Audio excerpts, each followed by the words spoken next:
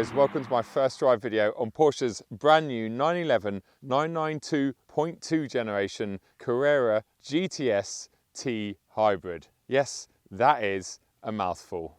In line with the rest of the 911 range, this GTS has recently had a facelift, but unlike the base Carrera, which I've recently had on the channel, this car has had a lot of updates under the skin.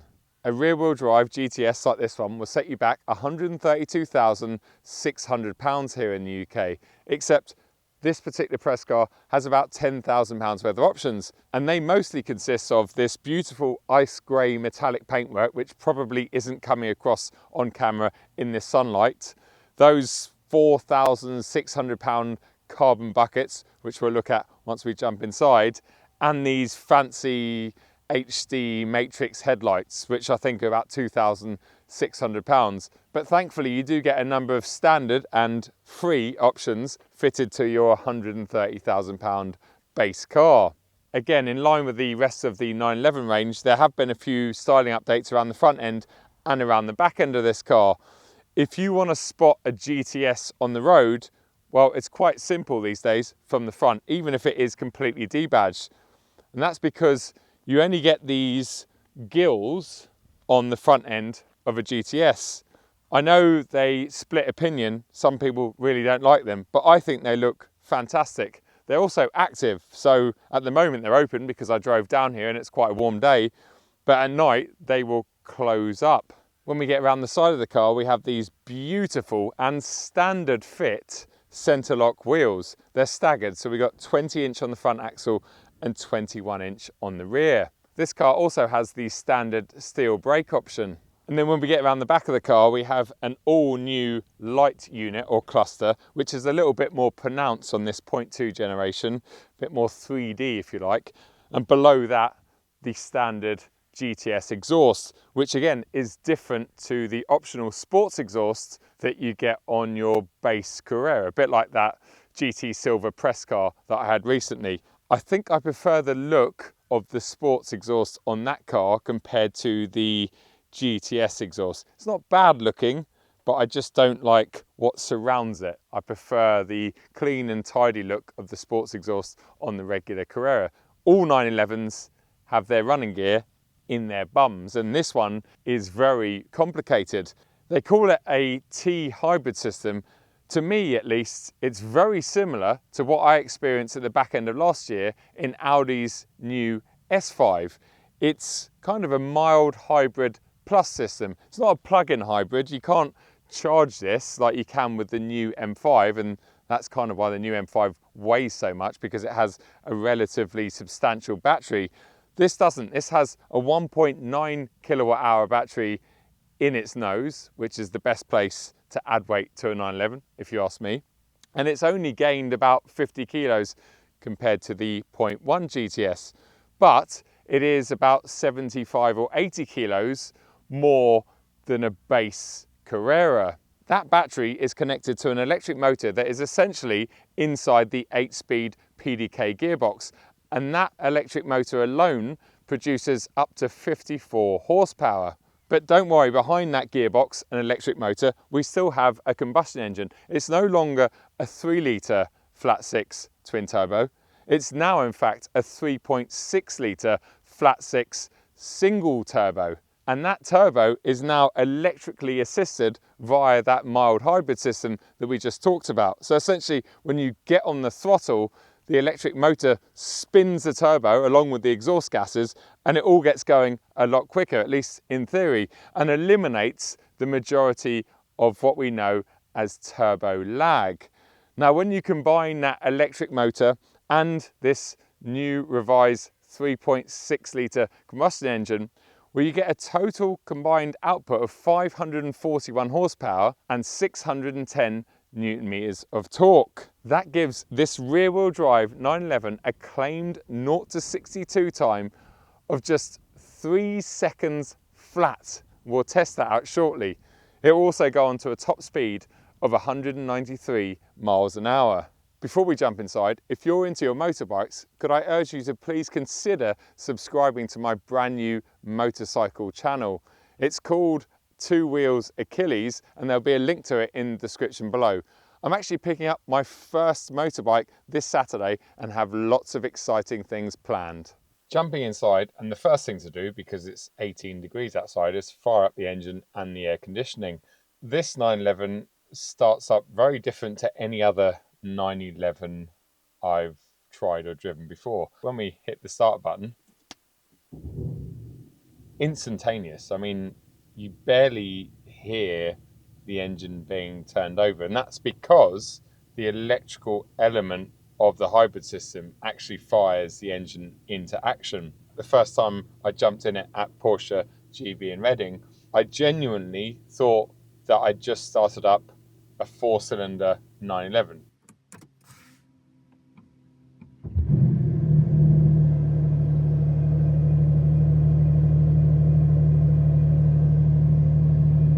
Sounded very similar to the 4-pot that was in the older Boxster and Cayman GTS, or the Boxster and Cayman S. And then I very quickly discovered and realised that there was some fakery being pumped around the cabin. In terms of driving position, well, it's no surprise, it's absolutely spot on, especially with these optional carbon bucket seats that do sit a little bit lower. Porsche have recently launched their folding carbon bucket seat for the GT3 and GT3 Touring 992.2s, but if you option the carbon bucket seats in the GTS, you still get the older seat. It's a great seat, but I do wish that you got the folding option, because I think the majority of people buying one of these GTSs, well, they're probably going to do a number of different things, including going on long road trips, and not having easy access to the back there might become a little bit of a pain, although you do get a good sized frunk up front.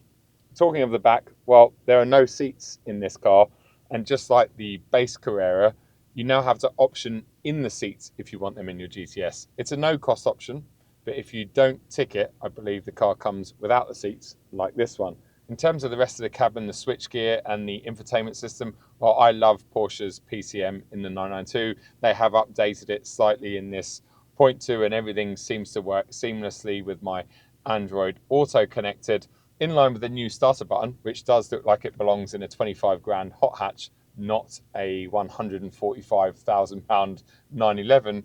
We have the fully digital dashboard. So they've taken away that glorious analog rev counter. It's not all bad though, because the dials themselves, the graphics are really, really clear.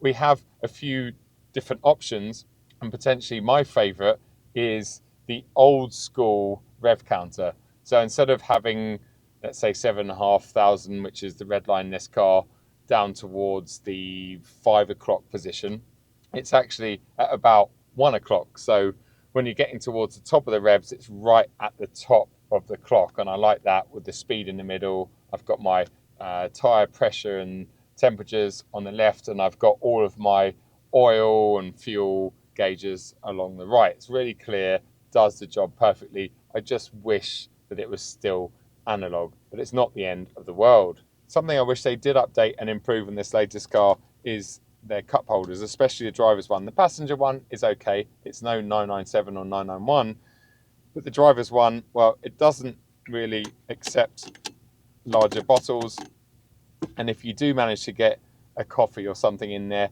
it's kind of in the way, and you're constantly, at least I am, paranoid about knocking it with an elbow. Let's get this car on the road.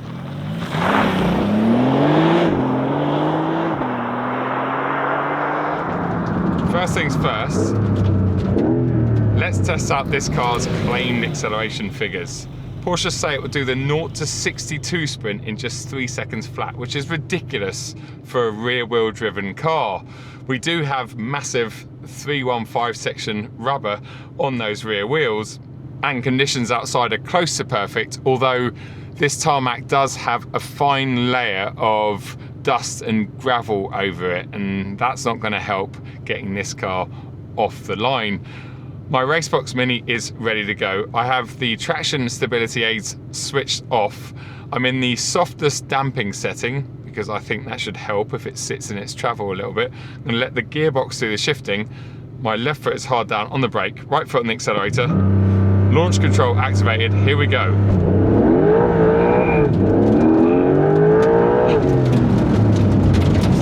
0.38 seconds, lots and lots of slip off the line.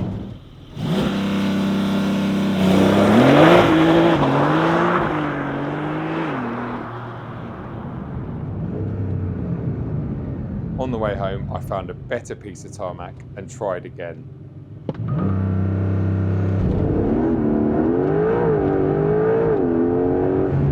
.72 seconds is the fastest accelerating car I've ever tested. I've always had a bit of a love-hate relationship with GTS iteration Porsches. I love the GTS 4-litre Boxster and Cayman, but I've never really got on with 911 GTSs. I tried a 997 many years ago, and that was pretty special off memory, but that was way before I'd driven anything else special that I could compare it to. But these days, the pre-facelift, or the 992.1 generation GTS, just didn't think it was right for UK roads. A little bit stiffly sprung, extremely fast and capable, but never excited me as much as the base car. And this one, well, it really has its work cut out for it, because it's almost a test bed for Porsche and their future hybrid systems. And to make it even more difficult for this one in particular, and this drive or review, well, I stepped out of that GT Silver base Carrera and straight into this car. And that enabled me to compare both cars literally back to back.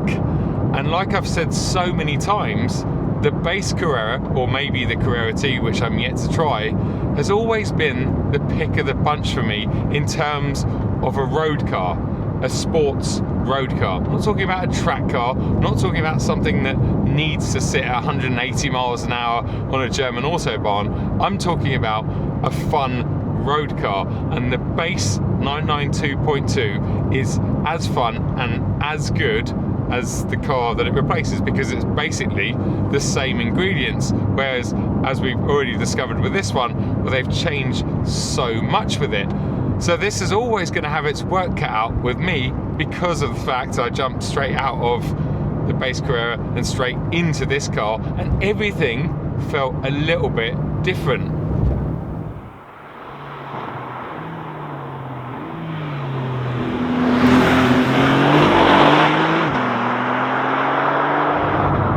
Bear with me for this, because I am going to be very positive about this car, but I'm going to continue with the slight negatives. When I say everything felt a little bit different, well, it started with that cold start.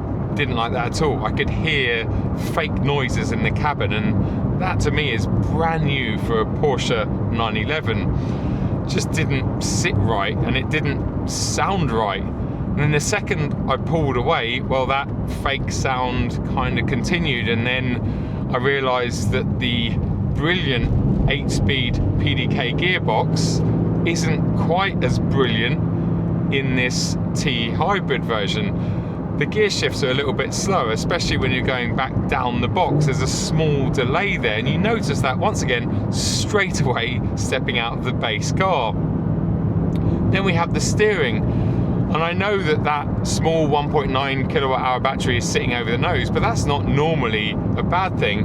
But the steering in this definitely doesn't feel as good and as pure as the base car. But something else to consider is this GTS has rear wheel or rear axle steering.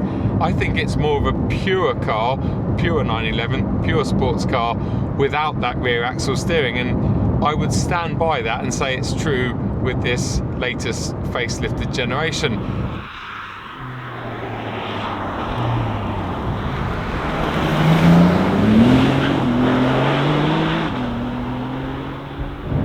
And then we get onto the running gear, and although we have plenty of power and plenty of torque, and they have eliminated most of that turbo lag, it also seems to have eliminated some of the older cars' character, because everything's just available all the time. You put your foot down in 5th gear, 40 miles an hour, and it starts pulling like a train. In fact, here on the display, I can see the electric torque feel instantly fire up. As soon as I put my foot on the accelerator, even small inputs, there's an electric charge there, if you like, and that assists with that low down torque, and it really does make a huge difference. I mean, let's just do a little ball here.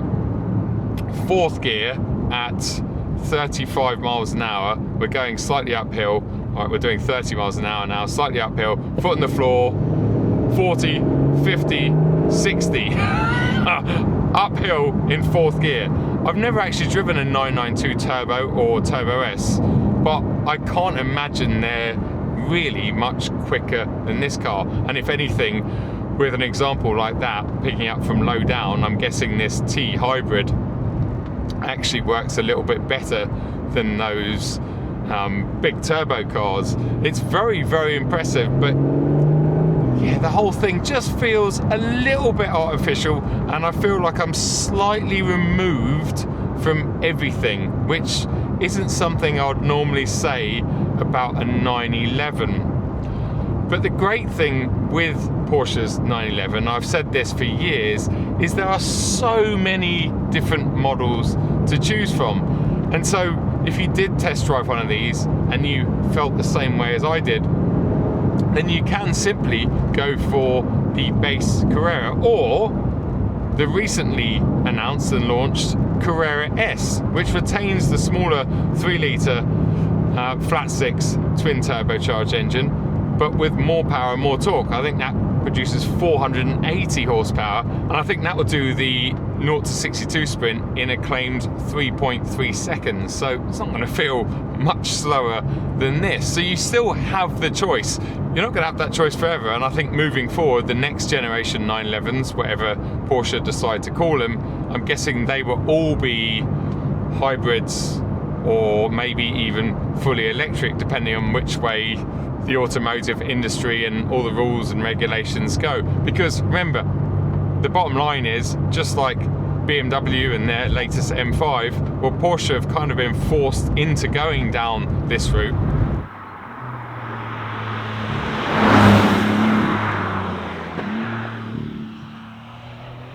In the same way that Porsche changed the EV game about 6 years ago with their original Taycan, well, they've now changed the hybrid game in terms of their 911 and the sports car in general. This hybrid system is in here, and it's helping me with so many things, some that I know about and some that I'm just not aware of.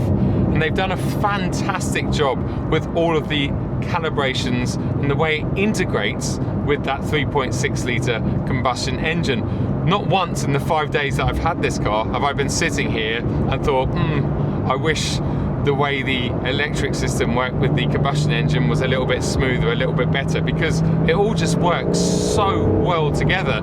You're aware of things happening, but it happens in a really smooth way. Nothing like Audi and their S5. I was disappointed with that system, and it's a very similar system, but Porsche have absolutely nailed it. Right, let's have some fun in the twisties, because it's still a 911. You can still have a lot of fun. The only thing is, you just catch up to traffic, no matter what it is. It's so fast, this car. In this weather, in these conditions, I seem to say it a lot on my channel because I've been driving a lot of punchy cars recently, but this is just mind-blowingly fast. It really is very, very quick.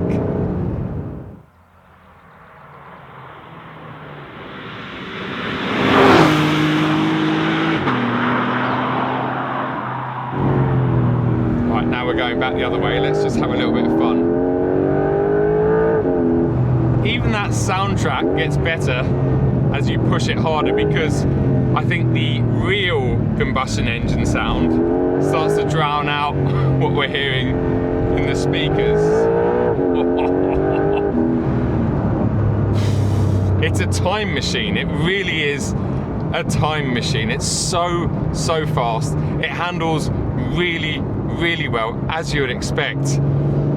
But I am feeling a little bit disconnected to it when I know that it's a 911. If this was anything else, if it was an M car, I wouldn't be saying that, because a base M3 or M4 is really good, but I never feel massively connected to them because of the lack of steering feel, especially, whereas a 992, 911, well, I've always felt very connected to. They're amazing, especially if you're in the optional carbon bucket seats. And although I can tell exactly what is going on underneath me, I still feel a little bit disconnected. And this car still has the normal GTS traits.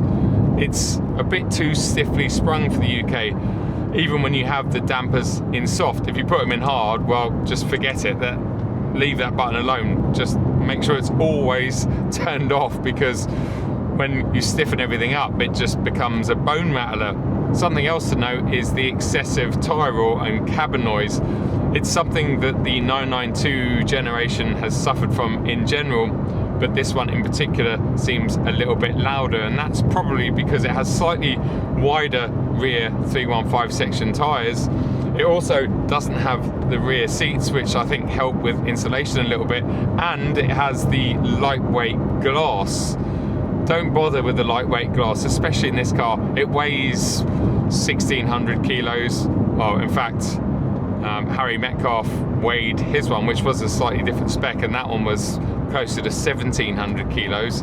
I think taking a bit of glass out of the car is not going to make a huge difference. So forget about that, because you want as much sound or noise insulation as possible.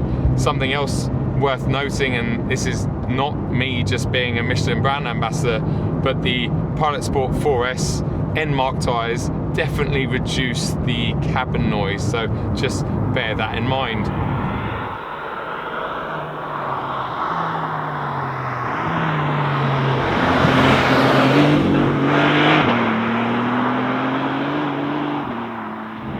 Guys, I hope you enjoyed the video and you appreciate my honesty.